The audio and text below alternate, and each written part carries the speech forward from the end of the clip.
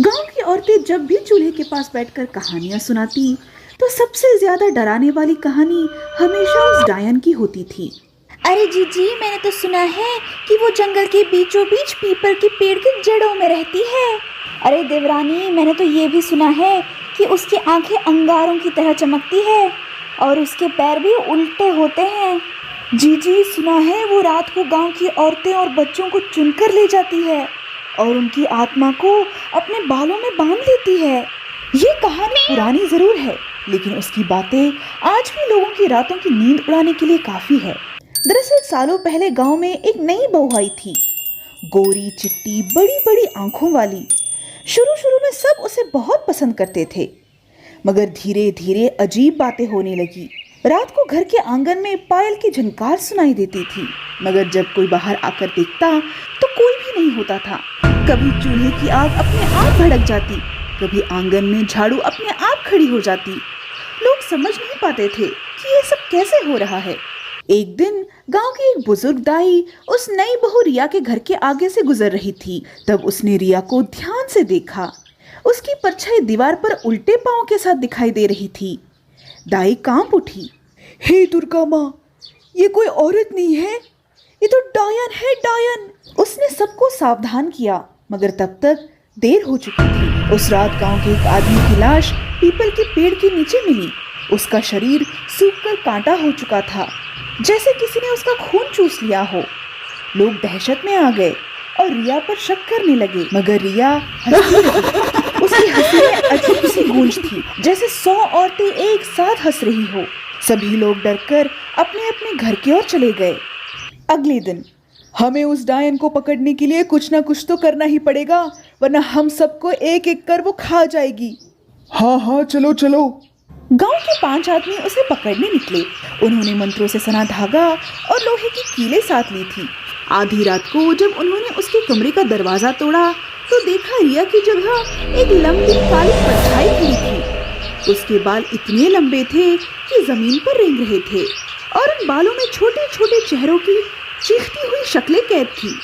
गांव वाले ये नजारा देखकर भागने लगे, मगर डायन ने अपने बाल फैलाकर एक को लपेट लिया।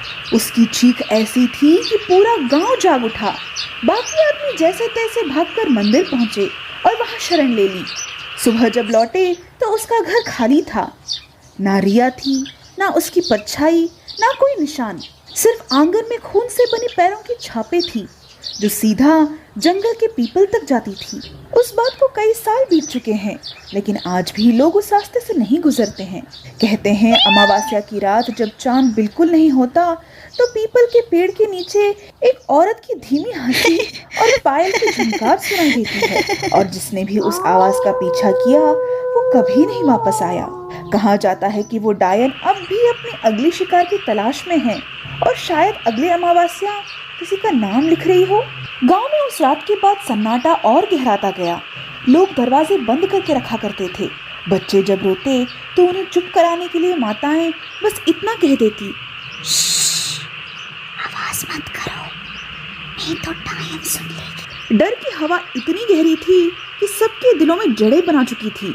कहते हैं डायन को केवल औरतों और बच्चों का खून ही नहीं चाहिए था, बल्कि वो किसी अधूरे बदले को भी पूरा करना चाहती थी। बुजुर्गों ने बताया कि सालों पहले गांव के जमींदार ने एक गरीब औरत को जादू टोने के शक में जिंदा जला दिया था। वही औरत बदला लेने के लिए डायन बनकर लौटी है, और उस जमींदार की वंशज वही नई बहू रिया थी, जो सबसे पहले उसके चपेट में आई थी।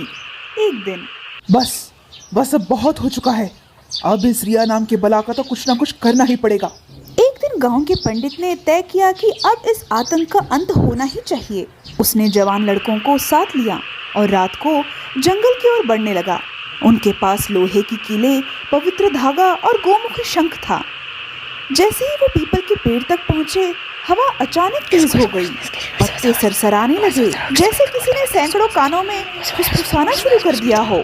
पेड़ की जड़ों से वही औरत निकली। उसका चेहरा आधा इंसानी था और आधा जली हुई लाश जैसा था। उसकी आंखों से धधकता धुआं निकल रहा था।